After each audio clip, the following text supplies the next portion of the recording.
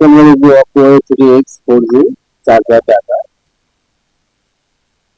এটা হচ্ছে আমাদের বিটিং কানেক্টর। এটা হচ্ছে সময় এই কানেক্টর সমস্যা থাকে, অথবা এমন ছিঁড়ে যায়, তখন তাৎক্ষণিকভাবে যেমন খুঁজে পাই না আমরা, তখন আমাদের করণীয় বা আমাদের ইউএসবি যদি কাজ না করে তাহলে আমাদের লাইন কিভাবে আমরা শর্ট করবো। এটা হচ্ছে আমাদের USB DP line, DM line. আর এটা হচ্ছে আমাদের ডিভাইস লাইনটি এখানে আছে। তারপর আমাদের এটা হচ্ছে type CC on, type CC two line. আমাদের এখানে যদি দেখি আমাদের ভ্যালু আছে, কিন্তু আমরা চার্জার যে সাপ্লাই বোর্ডটা আছে, যে বোর্ড থেকে কিন্তু জাম্পার গুলো। এটা হচ্ছে আমাদের battery connector. Battery connector voltage line হচ্ছে এটা, আর থার্মিস্টর লাইন হচ্ছে এটা। হিট আইডি আগে বলছি, এলাকাটা যদি আপনি না থাকে, বেশি থাকে, তাহলে কিন্তু আপনার মানে চার্জ সুপার চার্জ দিতে চার্জ এবং পার্সেন্ট বাড়বে। এই লাইনটা বেশি,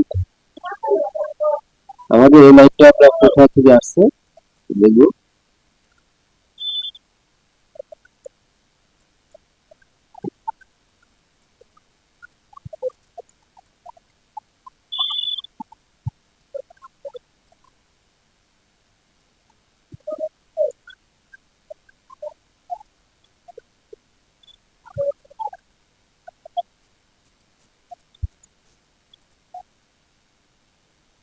এটা দিয়ে কালারটা আমরা খুঁজে বের করবো।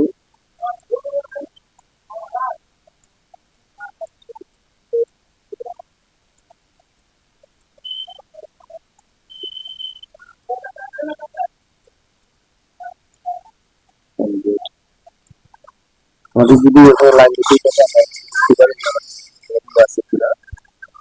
সেক্ষেত্রে কিন্তু আমাদের এই ক্যাপটা খুলতে হবে সাবধানের সাথে। আমরা অনেক সময় ক্যাপ টেনে খোলার কারণে আশপাশে ক্ষতিগ্রস্ত হয়।